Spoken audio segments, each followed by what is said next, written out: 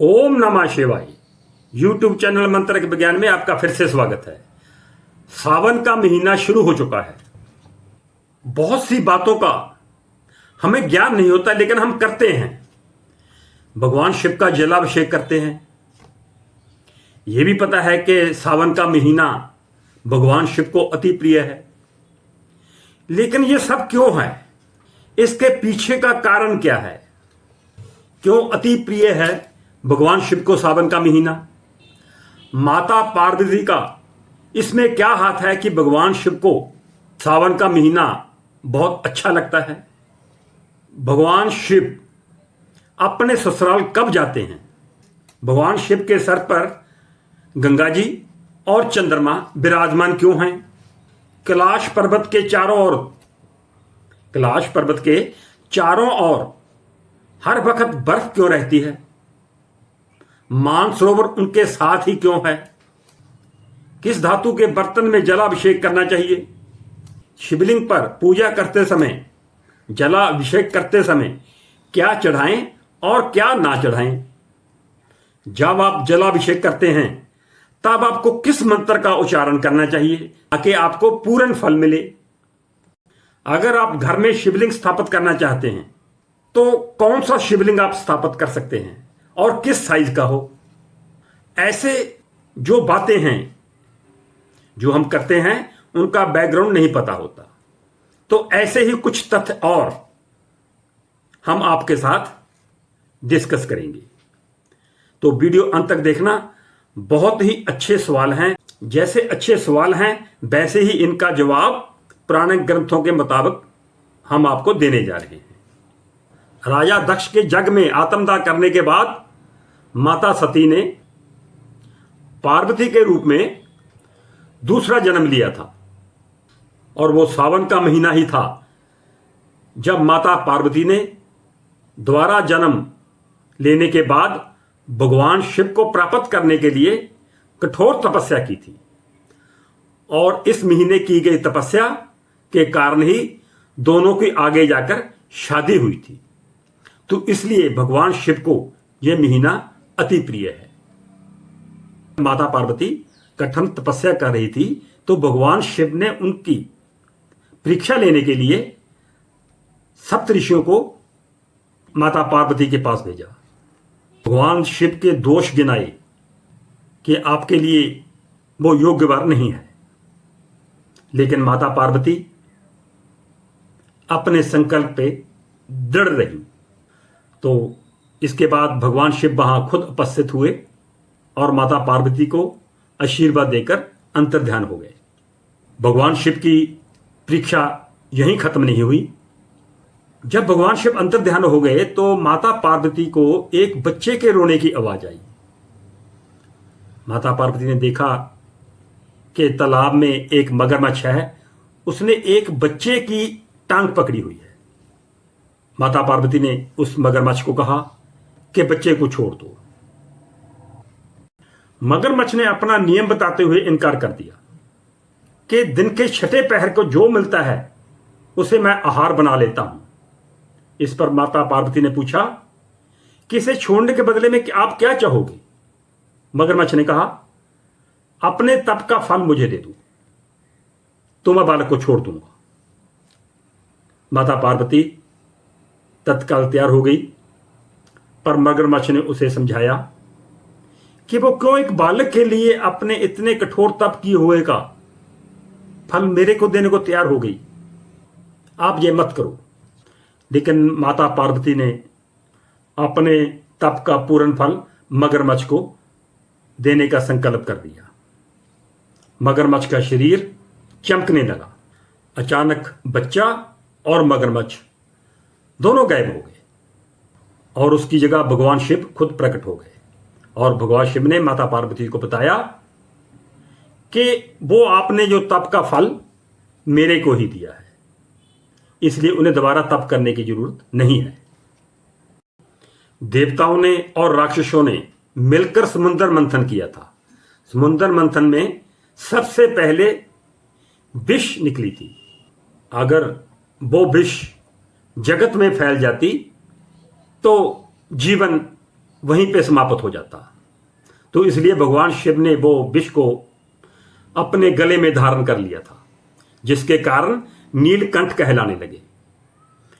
और विष के कारण ही उनके शरीर का तापमान बढ़ने लगा, तो देवताओं ने उन पर शीतल जल डालकर ताप को शांत किया था। तभी से शिव जी को जल अति प्रिय लगने लगा है। जैसे आप जानते हैं कि भगवान शिव के मस्तक पर गंगा जी और चंद्रमा विराजमान हैं। इन दोनों का संबंध जो है वो जल से है। कैलाश पर्वत के चारों ओर बर्फ जमी रहती है और इनके पास है मानसरोवर। भगवान शिव को जल अति प्रिय है, इसलिए कैलाश पर्वत के इर्द गिर्द हमेशा बर्फ रहती है, जो एक पानी का रूप है। और कैलाश मानसरोवर भी वहीं पे स्थित है, उसमें जल है जो भगवान शिव को अति प्रिय है। और यह भी कहा जाता है कि भगवान शिव इस महीने अपने ससुराल गए थे और वहां पर उनका स्वागत अर्घ से जलाभिषेक करके किया गया था। इसलिए भगवान शिव को जलाभिषेक जल अति प्रिय है, जिसका उदाहरण सावन के महीने में इंद्र देवता की तरफ से बारिश करना। इस महीने में खूब बारिश होती है, सब जानते हैं। देवताओं भी, जो बारिश के पानी के देवता भी हैं, वो भी इस महीने में भगवान शिव को खुश करने में लगे रहते हैं। जब देवी देवता भी भगवान शिव की आराधना करते हैं इस महीने में, तो हमें भी भगवान शिव की आराधना इस महीने खूब करनी चाहिए।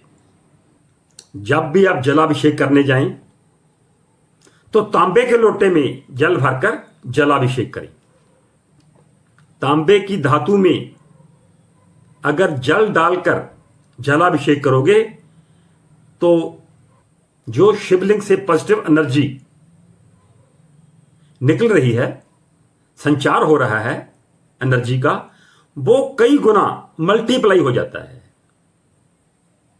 तो इसलिए तांबे के बर्तन में जल डालकर जलाभिषेक करना चाहिए। जब भी आप जलाभिषेक करो, सबसे पहले शिवलिंग के और चारों तरफ बनी जलहरी जल दाहिनी तरफ से जल चढ़ाएं। और जैसे मान्यता है, यह स्थान भगवान गणेश जी का है और हमेशा जलाभिषेक इसी स्थान से शुरू करना चाहिए। क्योंकि जैसे हम जानते हैं कि जब भी काम को शुरू करना हो तो भगवान गणेश जी को पहले पूजा जाता है, ऐसे जब भी भगवान शिव पर जलाभिषेक करना हो तो पहले गणेश जी से शुरू करें। यहां गणेश जी का जलहरी पल स्थान है, जैसे मैंने आपको बताया है। तब भगवान शिव आपके जल को स्वीकार करेंगे। जो भी व्यक्ति सावन के महीने में भगवान शिव की आराधना करता है, उसकी मनोकामना तुरंत पूर्ण होती है। जब आप जलाभिषेक करें तो ये चीज ख्याल में रखें कि भगवान शिव को क्या चढ़ाना चाहिए और क्या नहीं चढ़ाना चाहिए। क्या नहीं चढ़ाना चाहिए, जैसे हल्दी, केतकी के फूल, तुलसी की पत्तियां, हल्दी, कुमकुम, सिंदूर या किसी भी शंख में आप जल लेकर भगवान शिव को ना चढ़ाएं। इसका कारण है क्योंकि शिवलिंग जो है ये पुरुष तत्व है, इसलिए इनको एक कुमकुम, सिंदूर ये नहीं चढ़ाना चाहिए। तुलसी के पत्ते ऐसा नहीं चढ़ाना चाहिए। और फिर क्या चढ़ाना चाहिए? भगवान शिव ने जब विष ग्रहण किया था, तभी से जो जलन हुई उसको ठंडा करने के लिए, उसको शांत करने के लिए देवताओं ने भी भगवान शिव पर जल चढ़ाया था। तो इसलिए भगवान शिव को ठंडी चीजें पसंद हैं। अगर टीकाकरण करना है तो चंदन से करें। चंदन से टीका करने से जीवन में शांतिपूर्ण और खुशियां भरपूर से आती हैं। शिवलिंग पर बेलपत्र, भांग, धतूरा, शमी के पत्ते, चंदन का लेप, आग के फूल, सफेद फूल, कमल, मौसमी फल, शहद, शक्कर, चीनी, गंगाजल, गाय का दूध, अगरबत्ती, कपूर, घी का दीपक, नैवेद्य और प्रसाद के लिए मिठाई, आचमन के लिए जल का पात्र, ये भगवान शिव को आप चढ़ा सकते हैं और भगवान शिव की कृपा प्राप्त कर सकते हैं। सबसे पहले जलाभिषेक कर दें, दूध, दही, शहद और गंगा जल से। फिर जो मैंने आपको सामग्री बताई है, उसके बाद आप वो पूजा सामग्री आप शिवलिंग पर अर्पित कर सकते हो। अगर आप शिवलिंग की पूजा अपने घर में कर रहे हैं तो यह ध्यान रखें कि जलाभिषेक बैठकर हो और बाद में भगवान शिव की आरती करें और प्रसाद चढ़ाएं। अगर आप मंदिर में पूजा कर रहे हैं तो कभी भी शिवलिंग की पूरी परिक्रमा ना करें और साथ ही ध्यान रहे कि कभी भी जलहरी को लांघना नहीं चाहिए। सावन के महीने में तामसिक चीजें, शराब, नशीले पदार्थ, लहसुन, प्याज आदि का सेवन नहीं करना चाहिए और सावन के पूरे महीने में सात्विक भोजन करना चाहिए। पूजा से पहले स्नान करके स्वच्छ कपड़े पहन लेने चाहिए। सावन में सोमवार को, इस साल तो 5 सोमवार आ रहे हैं और बहुत ही शुभ है। सावन के सोमवार को प्रदोष व्रत और शिवरात्रि के दिन व्रत रखकर आप भगवान शिव की पूजा करें तो तीनों दिन भगवान शिव की कृपा पाने के लिए सबसे विशेष माने गए हैं। अगर आप सामान्य पूजा कर रहे हैं सावन के महीने में तो ओम नमः शिवाय का पाठ आप कर लीं। आप इसको करके देखें। अगर सावन के महीने में कोई आदमी 1.25 लाख ओम नमः शिवाय का पाठ कर लेगा, फिर बोल रहा हूं, अगर सावन के महीने में कोई आदमी या महिला 1.25 लाख का पाठ कर लेगा ओम नमः शिवाय का, तो जिस मनोकामना के साथ वो आरंभ करेगा पाठ, गिनती पूरी होने के तुरंत बाद उसकी मनोकामना पूर्ण हो जाएगी। आप करके देखना। अगर आप घर में शिवलिंग स्थापित करना चाहते हो, मंदिर में तो जितना बड़ा शिवलिंग स्थापित करना चाहते हैं हो सकता है, लेकिन घर में एक अंगूठे के साइज, मतलब 3 इंच से ज्यादा साइज का शिवलिंग स्थापित नहीं करना चाहिए, क्योंकि घर में हम इतनी सावधानियां नहीं ले सकते जितनी मंदिर में ली जाती हैं। अगर घर में आपने शिवलिंग स्थापित किया है तो शिवलिंग अकेला ना हो, पूरा शिव परिवार का फोटो भी साथ रखें और भगवान नंदी को साथ रखें, क्योंकि भगवान शिव नंदी के बगैर अधूरे हैं। शास्त्रों में लिखा है, शिवलिंग से हमेशा सकारात्मक ऊर्जा का संचार होता रहता है। इस ऊर्जा के प्रवाह को संतुलित करने के लिए शिवलिंग पर जल चढ़ाया जाता है। भगवान शिव को भक्त प्रसन्न करने के लिए बेलपत्र और समी पत्थर चढ़ाते हैं। इस संबंध में एक पौराणिक कथा है कि 99,000 ऋषियों ने महादेव को खुश करने के लिए विधि का पता करने के लिए कि कौन सी विधि भगवान शिव को ज्यादा प्रसन्न कर सकती है, वो इस विधि को पता करने के लिए ब्रह्मदेव के पास गए और ब्रह्मदेव ने बताया कि महादेव को 100 कमल चढ़ाने से जितने वो प्रसन्न होते हैं, उतना ही एक नील कमल चढ़ाने से प्रसन्न हो जाते हैं। और ऐसे ही 1000 नील कमल के बराबर एक बेलपत्र और 1000 बेलपत्र चढ़ाने के फल के बराबर एक समी पत्र का महत्व होता है। तो इसलिए बेलपत्र या समी पत्र सबसे उत्तम है भगवान शिव को अर्पण करने के लिए। बेलपत्र महादेव को प्रसन्न करने का सुलभ माध्यम है। बेलपत्र के महत्व में एक पुराण कथा है कि एक भील डाकू परिवार का पालन पोषण करने के लिए लोगों को लूटता था। श्रावण महीने में एक दिन डाकू जंगल में राहगीरों को लूटने के लिए लोगों का रास्ता रोक रहा था। तो पूरा दिन रात बीतने के बाद भी कोई शिकार उसको नहीं मिला। वो डाकू बहुत परेशान हो गया। इस दौरान डाकू एक पेड़ पर छुप कर बैठ गया। वो बेल का वृक्ष था। परेशान डाकू पेड़ से पत्तों को तोड़कर नीचे फेंक रहा था। डाकू के सामने अचानक महादेव प्रकट हुए और वरदान मांगने को कहा। अचानक हुई शिव कृपा जानने पर डाकू को पता चला कि वह यहां पर बेल पत्थर फेंकता था, वहां नीचे एक शिवलिंग स्थापित था। तो इसके बाद बेल पत्थर का महत्व और बढ़ गया। अब इस महीने को श्रावण मास ही क्यों कहा जाता है? देखिए, हिंदू कैलेंडर के अनुसार सावन का महीना 5वां महीना होता है। हिंदू महीनों में नाम पूर्णिमा के दिन चंद्रमा को विशेष नक्षत्र में देखते हुए रखे गए हैं।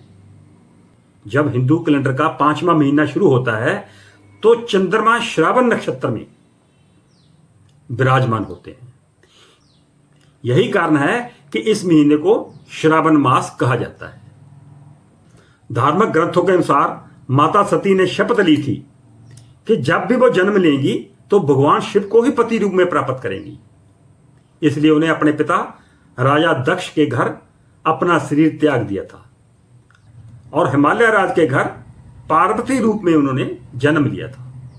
और जैसे मैंने पहले बताया है कि श्रावण के महीने में ही माता पार्वती ने भगवान शिव को प्राप्त करने के लिए कठोर तपस्या की थी। जैसे मान्यता है कि सावन के महीने में ही पहली बार भगवान शिव अपने ससुराल आए थे। यहां उनका जोरदार स्वागत हुआ था। कहा जाता है कि हर साल सावन के महीने में भगवान अपने धरती पर आते हैं और सभी को आशीर्वाद देते हैं। इसलिए सावन का महीना भगवान शिव की आराधना के लिए बहुत अच्छा माना गया है। इस महीने में पूरा ब्रह्मांड जादू शक्तियों से भर जाता है। जो आदमी दूध से भगवान शिव का अभिषेक करता है वो इन दिनों खुद दूध ना पिए, ये मान्यता है। एक और मान्यता है कि देवशयनी काशी को भगवान विष्णु सो जाते हैं, तो वो पालनहार हैं सृष्टि के। तो सृष्टि के पालनहार का जिम्मा जो है जो भगवान शिव को दे देते हैं। चतुर्थी को भगवान शिव भी सो जाते हैं। इस दिन को शयनोत्सव कहा जाता है। जो शयनोत्सव में भगवान शिव सो जाते हैं तो फिर सृष्टि का पालन कौन करता है? तो सृष्टि का पालन करता है भगवान शिव का ही रौद्र अवतार। इन दिनों में भगवान शिव अपने रौद्र अवतार में होते हैं और जो भगवान का रुद्र अवतार है वो जल्दी प्रसन्न होने वाला है। तो इसलिए सावन का महीना जाया न गवाएं, रौद्र अवतार भगवान शिव की पूजा करें और मन चाहा फल प्राप्त करते रहें। स्कंद पुराण में भी भगवान शिव ने सनत कुमार को सावन के महीने में बारे में बताया था कि मुझे श्रावण का महीना बहुत पसंद है। दूसरी वजह भगवान शिव ने सनत कुमार को बताया कि इसका महत्व सुनने के योग्य है, जिससे सिद्धि मिलती है, इसलिए इसे श्रावण कहते हैं। इसमें निर्मलता का गुण होने से यह आकाश के समान है, इसलिए इसे नवा भी कहा गया है। और सावन का महत्व बताते हुए महाभारत के अनुशासन पर्व में अंगिरा ऋषि ने कहा है, जो इंसान मन और इंद्रियों को काबू में रखकर एक वक्त खाना खाए और श्रावण मास बिता ले, उसे कई तीर्थों के स्नान करने का पुण्य प्राप्त होता है। तो आज हमने आपको भगवान शिव की महिमा के बारे में बताया। आप इसके मुताबिक चलें और भगवान शिव की कृपा प्राप्त करें, उनका आशीर्वाद प्राप्त करें। इसी जानकारी के साथ ओम नमः शिवाय।